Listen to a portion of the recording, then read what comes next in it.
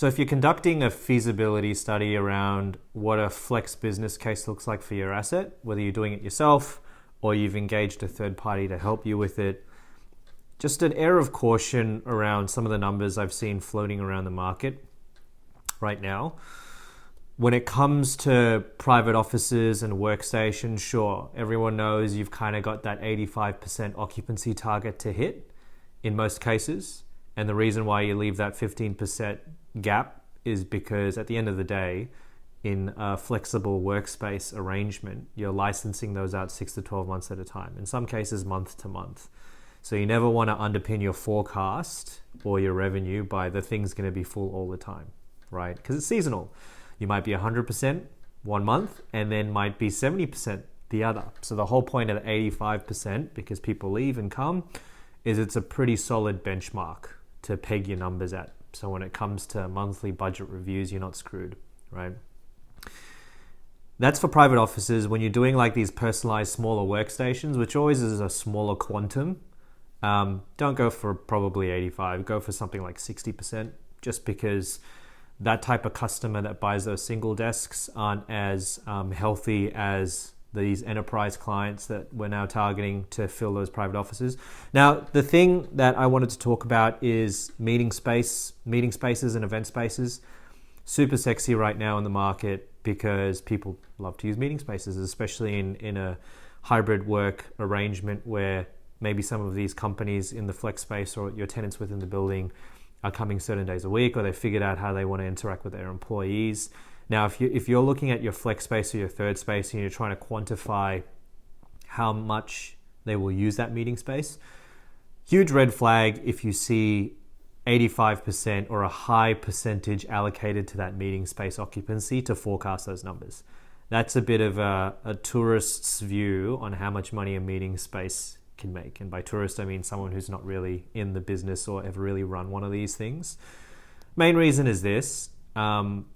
When you think about a private office, right, and you're licensed at 6 to 12 months at a time, you can kind of guarantee to a degree or underpin that revenue because it's for 12 months at a time.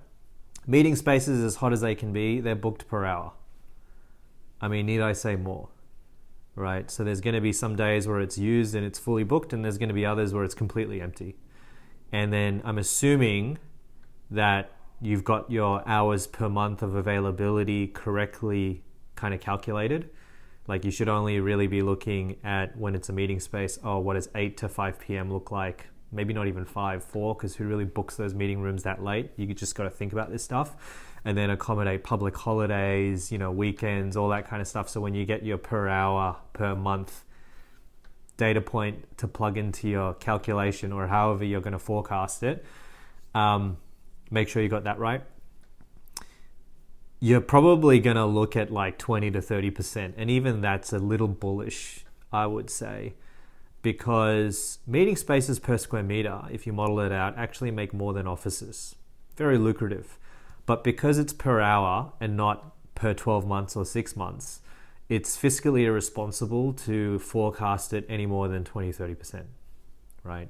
You could go for 40 if you're in a building, a 20, 40,000 square meter asset and all the tenants don't have meeting spaces within their tenancies, and the reason you're doing it is because you've done interviews and they say they all want to use it.